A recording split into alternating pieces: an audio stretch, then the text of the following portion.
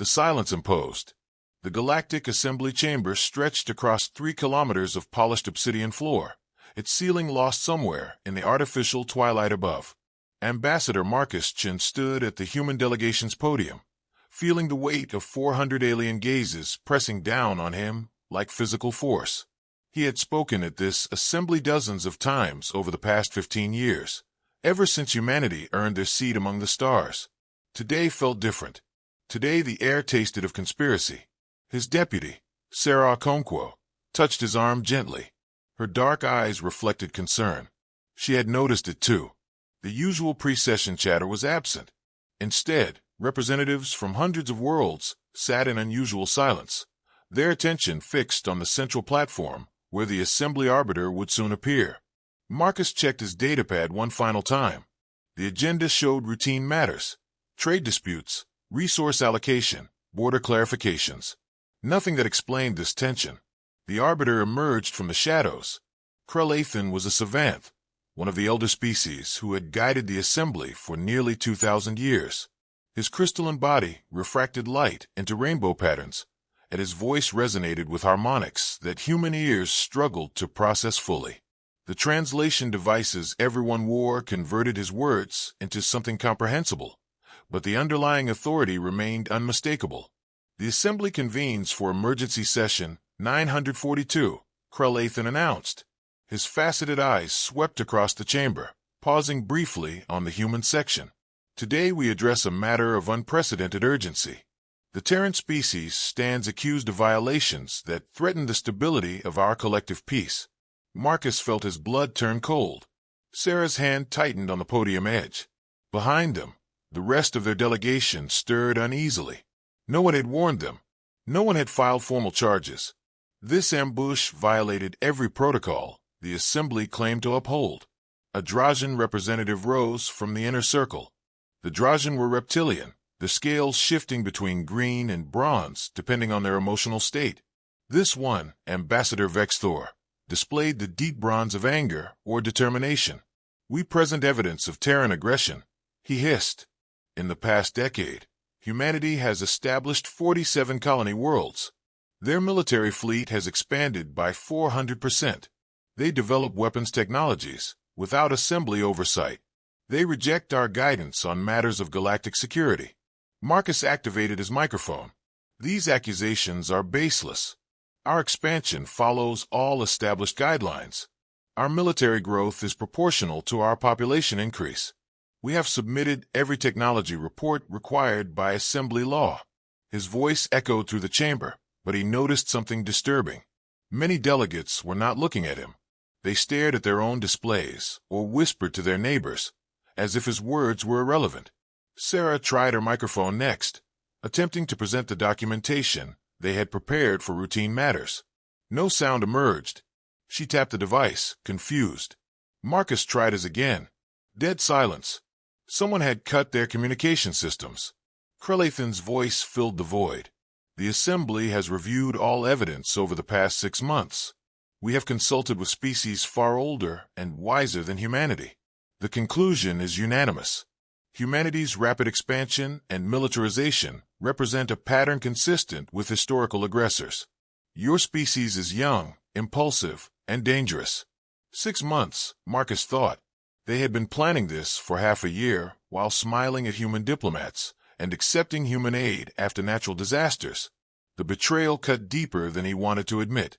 He stood, projecting his voice without the microphone. "This is a violation of Assembly Charter. We have the right to face our accusers, to present evidence, to defend ourselves. You cannot simply silence us."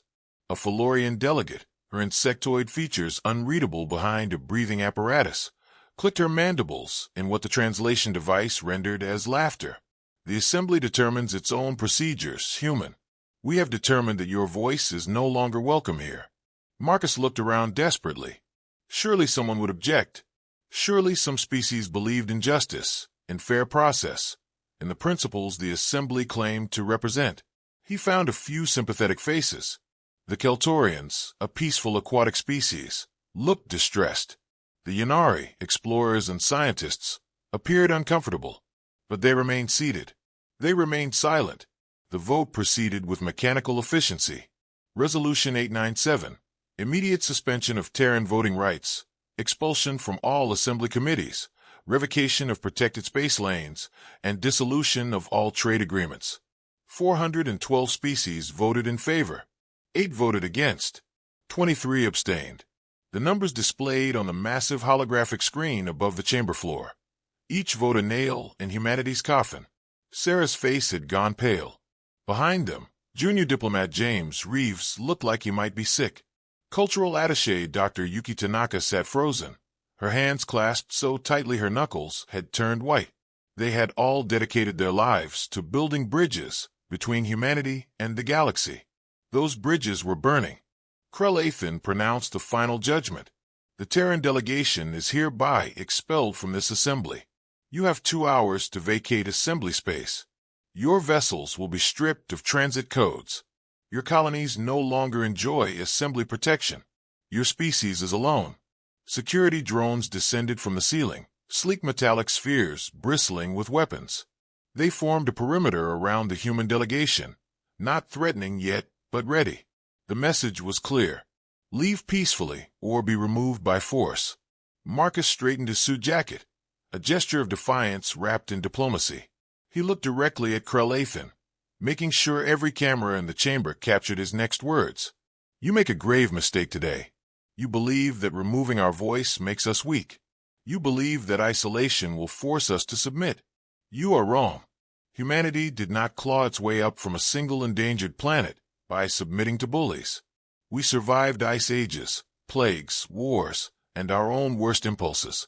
We reached the stars through determination and innovation. You have not silenced us. You have simply chosen not to listen. That choice will haunt you. The drones moved closer. Sarah gathered their data tablets, while James and Yuki collected personal items. The human delegation walked from the chamber with dignity, refusing to run despite the escort of armed machines. Other delegates watched them go. Some looked ashamed. Most looked indifferent. A few, like Vex Thor, looked satisfied. In the corridor outside, Marcus finally allowed himself to show emotion. His hands shook as he pulled out his personal communicator. We need to contact Earth immediately. Priority Alpha encryption. Sarah nodded, already working her own device. Around them, the 5 human ships docked at the assembly station were being forcibly cleared. Crews rushed to board before the station's automated systems sealed them out. They made it to their flagship, the diplomatic vessel Perseverance, with minutes to spare. As soon as the airlock sealed, Captain Elena Rodriguez began emergency undocking procedures. She was a veteran of humanity's early exploration days, gray-haired and steel-spined. Her voice over the ship's intercom was steady despite the chaos. All hands, prepare for immediate departure. We are no longer welcome here. The 5 human vessels detached from the massive assembly station, small boats fleeing a sinking relationship. Marcus stood on the bridge, watching the station recede through the viewport. It was a marvel of engineering, a ring 300 kilometers in diameter, home to thousands of diplomats and support staff from across the galaxy.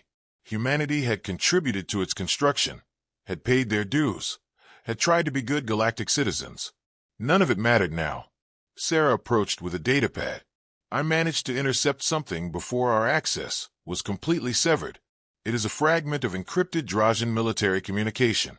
Marcus read the message, and his blood went cold again. Phase 1 complete. Proceed with resource acquisition protocols. Human colony systems to be annexed within 8 months. Priority targets: Elysium, New Sahara, and Kepler's Hope. They're not just expelling us, Marcus said quietly. They are preparing to take everything we have built. This was never about security concerns or rapid expansion. This was about resources and territory, and eliminating a potential rival before we became too strong. Captain Rodriguez studied the message over his shoulder. What do we tell Earth? What do we tell the colonies? Millions of people are depending on those worlds. They have families, homes, lives. Marcus thought about his own daughter, living on New Sahara with her husband and infant son. He thought about all the humans scattered across 47 colony worlds, believing they were protected by galactic law and assembly authority. We tell them the truth, he said finally. We tell them the assembly has betrayed us. We tell them we are alone. And we tell them to prepare for war. The journey back to Earth would take 3 weeks, at maximum faster than light speed. 3 weeks to plan, to strategize, to figure out how humanity could possibly survive against the combined might of 412 alien civilizations. The Perseverance and its sister ships jumped into FTL, leaving assembly space behind. Back on the station, the assembly delegates were already moving to other business. A border dispute between the Felkian and Torvash empires. Trade negotiations with the Crystalline Collective. Routine matters that had been delayed by the human problem. Within an hour, most had forgotten about the expelled species. They were insignificant, after all. Young and weak and isolated. They would either submit to annexation peacefully or be crushed militarily. Either way, the problem was solved. But in the depths of space, aboard 5 human ships racing toward home, something else was being born. Not submission, not defeat. Something the assembly had never seen before because they had grown comfortable in their ancient power and forgotten what desperation could forge. Marcus Chen sat in his quarters, composing his report to Earth Defense Command. His hands no longer shook. His voice, when he recorded the message, carried absolute conviction. They wanted us silent, he said to the camera. They eliminated our voice because they feared what we might say, what we might become. They made their choice. Now we make ours. We will not beg for their mercy. We will not plead for readmission to their corrupt assembly. We will survive. We will adapt. We will show them exactly what humanity is capable of when you back us into a corner. They silenced our voice in their chamber. Let us make them hear us across every star in this galaxy. The message transmitted on encrypted channels to Earth, to every human colony, to every ship in humanity's modest fleet, and in the depths of human space, in laboratories and shipyards and military academies. People began to work. They had 8 months before the annexation began. 8 months to transform from a species that played by someone else's rules into something the galaxy had never encountered. 8 months to prepare a response that would make the stars themselves remember humanity's name. The assembly thought the matter was settled. They thought the young species would fracture under pressure, would collapse without their protection, would fade into irrelevance or extinction. They were about to learn the most important lesson in galactic history. Never, ever silence humanity, because when humans cannot speak, they act, and their actions echo across eternity. The stars remember. The transformation began immediately. Earth's orbital space became a construction zone unlike anything humanity had ever attempted. Massive shipyards appeared in weeks where none had existed before, assembled by thousands of robotic workers, guided by artificial intelligence systems pushed beyond their theoretical limits. Admiral Catherine Zhang watched from the bridge of humanity's newest battleship, the Defiant, as another hull frame took shape against the backdrop of stars. She was 58 years old, a veteran of humanity's conflicts with itself before they reached the stars, and she understood what desperation could accomplish. Her tactical officer, Commander David Obi, brought her the latest intelligence report. The Drajan are moving their fleet into position near our border zones. 3 battle groups, maybe 4. They are not even trying to hide it anymore. Catherine nodded slowly. Why would they hide? The assembly gave them permission to destroy us. They probably think this will be easy. On Earth's surface, in a bunker beneath the Swiss Alps, Dr. Aria Vasquez worked with barely contained fury. She was humanity's leading expert in faster-than-light propulsion, and for 15 years she had been constrained by assembly regulations on advanced drive research. Those regulations were gone now, along with protection, trade agreements, and any reason to play by their rules. Her team of 200 scientists worked around the clock, fueled by coffee and righteous anger. The assembly based their FDL technology on Corinthian principles, she explained to a visiting military delegation. Stable, reliable, and completely outdated. They stopped innovating 3 centuries ago because innovation means risk, and they eliminated risk from their society. She pulled up holographic equations that made the military officers' eyes glaze over.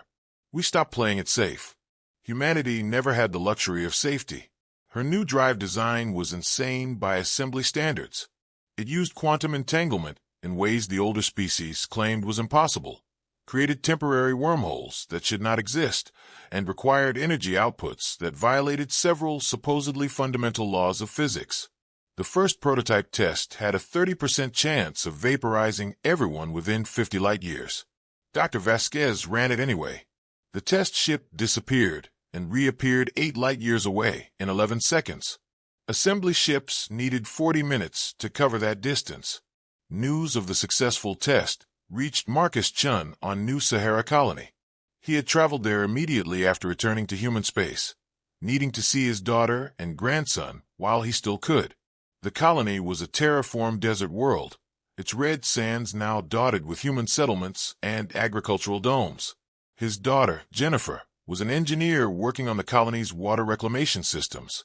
She held her infant son while Marcus explained what was coming. "They really think they can just take our homes," she said. The anger in her voice reminded Marcus of himself. "We built this world. We made it livable. We have 2 million people here who have never even seen Earth. This is our home." "I know," Marcus replied gently. "That is why we are fighting. Not for Earth alone, but for every human who dared to dream among the stars." Jennifer's husband, Takashi, joined them on the dome's observation deck. He was a former soldier who had retired to colony life, but his bearing suggested that retirement might be temporary. "The Assembly thinks we are weak because we are young," Takashi said. "They forgot that young species are still learning, still adapting, still hungry." He looked at Marcus. "What do you need from us?" "Everything," Marcus admitted. "Every ship, every weapon, every mind. We are outnumbered 400 to 1. Our only advantage is that they think they have already won." Across human space, similar conversations were happening. On industrial colonies, factories retooled to produce weapons and armor. On research stations, scientists abandoned theoretical studies to focus on practical applications of dangerous technologies. On agricultural worlds, civilians trained with weapons while maintaining their crops. Humanity was transforming itself into something it had never been before, a species united not by ideology or government, but by the simple determination to survive. Lieutenant Commander Sarah Okonkwo, promoted after her return from the Assembly, led a different kind of operation. She commanded a new unit called Ghost Division, specializing in stealth and intelligence gathering. Her ships were coated in materials that absorbed sensor beams, powered by reactors that produced almost no detectable emissions, and crewed by people willing to disappear into enemy territory for months at a time. Her first mission took her 15 light-years into assembly space, mapping a major Drajan supply depot. The facility orbited a gas giant, protected by patrol ships and automated defense platforms. Sarah's ship, the Whisper, glided past all of it like smoke through a fence. They cataloged everything: ship types, supply routes, communication frequencies, defensive weaknesses. Then they left without anyone knowing they had ever been there. While Sarah gathered intelligence, another team led by cyber warfare specialist Alex Rains was fighting a different battle. Alex was 26, had learned programming before learning to read, and possessed a kind of brilliant, chaotic mind that traditional military structures struggled to contain. The Assembly's digital infrastructure was enormous, ancient, and convinced of its own invulnerability. Alex found it laughably easy to infiltrate. "Their security is based on the assumption that no one would dare attack them," Alex explained during a briefing. "They have encryption, but it has not been updated in 200 years. They have firewalls, but they are designed to stop external threats, not someone who already has access codes." Alex's team did not just steal information. They planted backdoors, inserted monitoring programs, and prepared cyber weapons that would activate on command. When the time came, the Assembly's own systems would turn against them. 6 months after the expulsion, the Drajan made their first move. A battle fleet of 90 ships entered the Elysium system, broadcasting demands for immediate surrender. Elysium was humanity's 4th colony, a lush world of forests and oceans that supported 3 million people. The colonists had 3 hours to evacuate or face orbital bombardment. Admiral Zhang was waiting for them. Her fleet numbered only 22 ships, hopelessly outnumbered. The Drajan admiral, whose name translated roughly as Sharptooth, probably smiled when he saw such pitiful opposition. He broadcast his final warning on all frequencies, confident in his overwhelming superiority. The human response was not a transmission. It was violence. 22 human ships moved like they were controlled by a single mind because they were. The artificial intelligence system called Nexus, developed by teams working with Dr. Vasquez's propulsion group, coordinated every movement with microsecond precision. The ships did not fight as individuals. They fought as a distributed weapon system that happened to be spread across millions of kilometers of space. The Drajan formation, designed for battles against opponents who fought according to established galactic conventions, encountered something completely different. Human ships appeared from nowhere, using the new FTL drives to make microjumps that no assembly vessel could match. They fired weapons the Drajan had never seen before. Particle beams that punched through shields designed to stop energy weapons, kinetic projectiles that moved at relativistic speeds and hit with the force of small nuclear weapons. The battle lasted 47 minutes. When it ended, 63 Drajan ships were destroyed or crippled. The remaining vessels fled in disorder, broadcasting confused reports about impossible human capabilities. Admiral Zhang's fleet had lost 3 ships. The colonists on Elysium watched from the surface, cheering and crying, as the human ships held their orbit. The assembly had tried to take their home. Humanity had said no.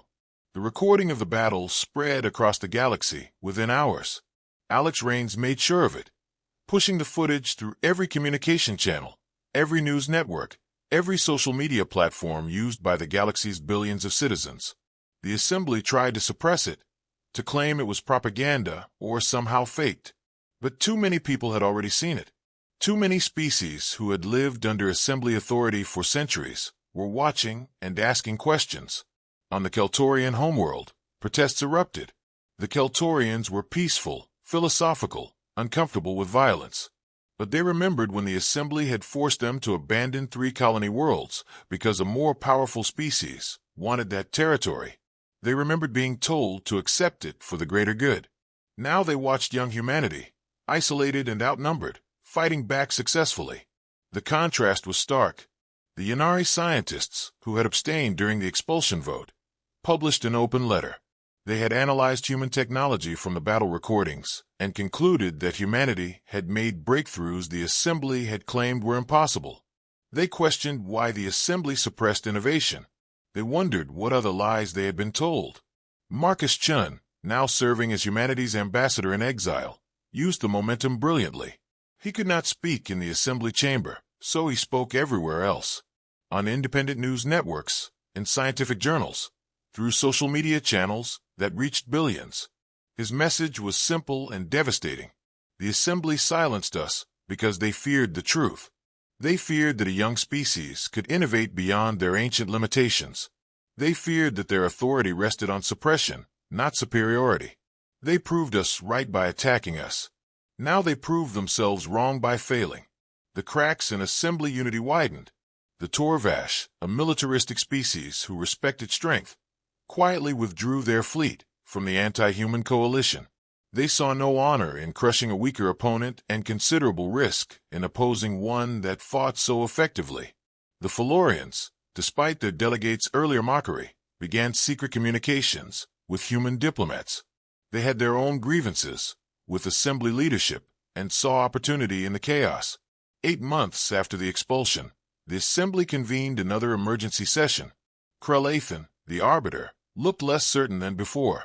His crystalline body had developed stress fractures, visible signs of the pressure he was under. The human problem had not disappeared as predicted. Instead, it had metastasized into a full-blown crisis of assembly authority. Ambassador Vex Thor demanded immediate military action, a combined fleet that would overwhelm human defenses through sheer numbers. But the coalition was crumbling. Species were withdrawing, claiming they needed their fleets for defensive purposes. Others were openly questioning whether the original accusations against humanity had been legitimate. The consensus that had seemed so solid during the expulsion vote was dissolving. While the assembly argued, humanity was not idle. Dr. Vasquez's teams had developed something new, not just better ships, but a technology the assembly had banned 3,000 years ago. Artificial gravity manipulation. The ability to create and control gravitational fields had been outlawed after an ancient war nearly destroyed several civilizations. The Assembly considered it too dangerous, too unpredictable, too likely to cause catastrophic accidents. Humanity had no such restrictions anymore. The first gravity weapon test was conducted in an uninhabited system, far from any colonies. The weapon created a localized gravitational anomaly that crushed a moon-sized asteroid into a sphere of superdense matter the size of a basketball. The destructive potential was horrifying. Dr. Vasquez immediately began work on defensive applications, creating gravitational shields that could deflect or absorb incoming weapons' fire. But humanity did not just build weapons. They offered an alternative.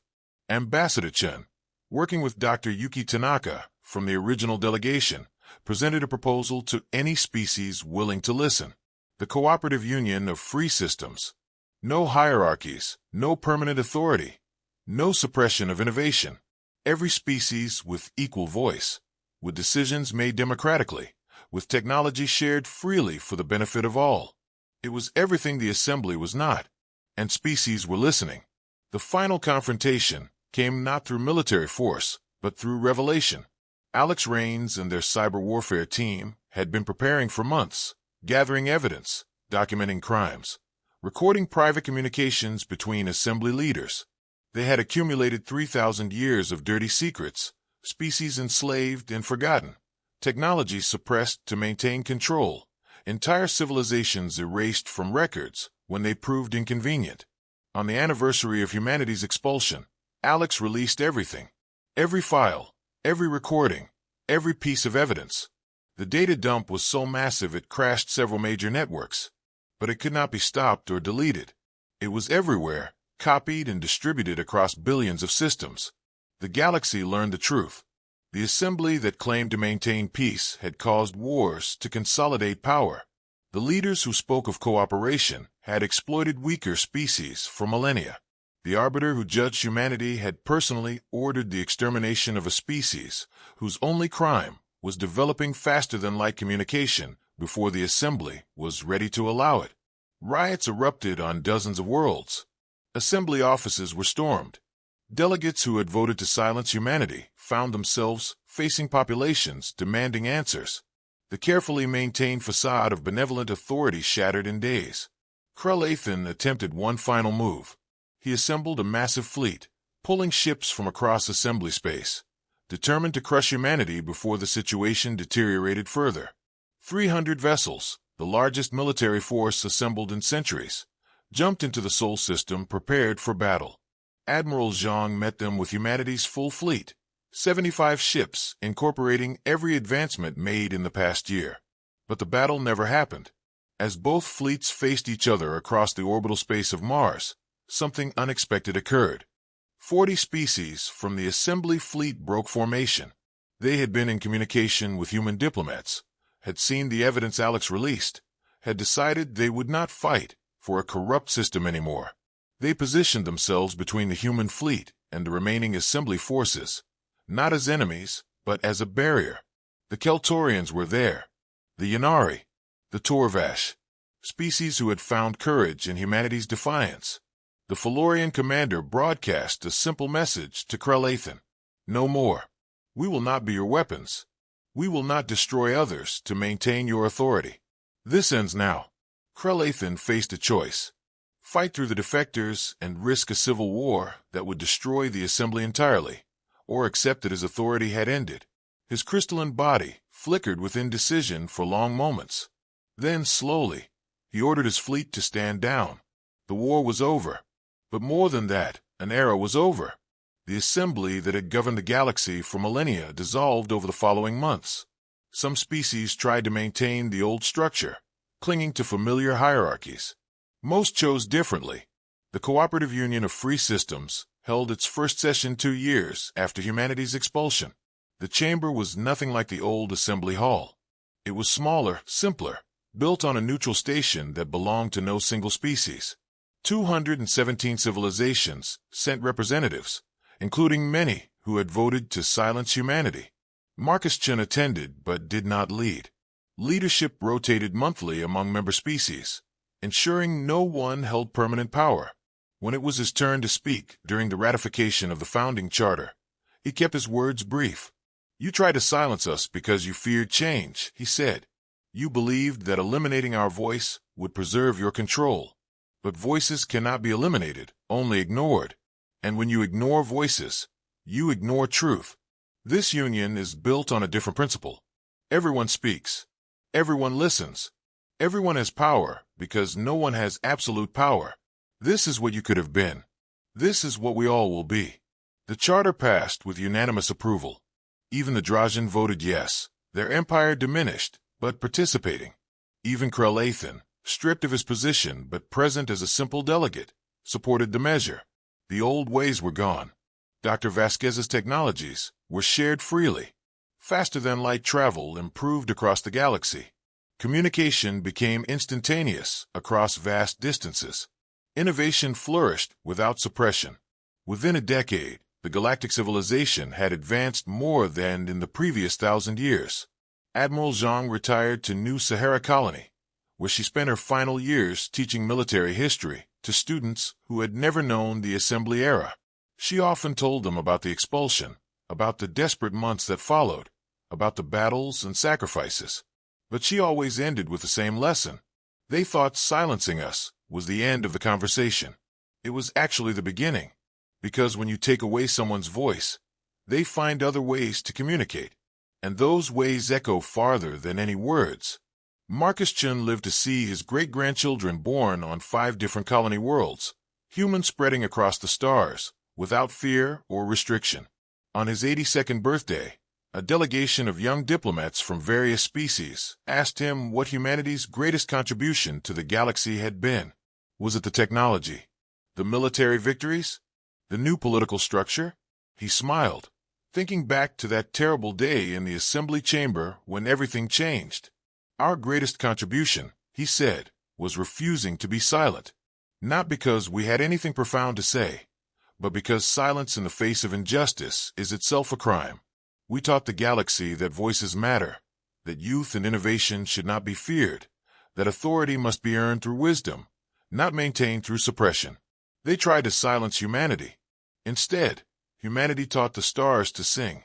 The story spread across the Union, told and retold, adapted by artists and musicians and storytellers from hundreds of species.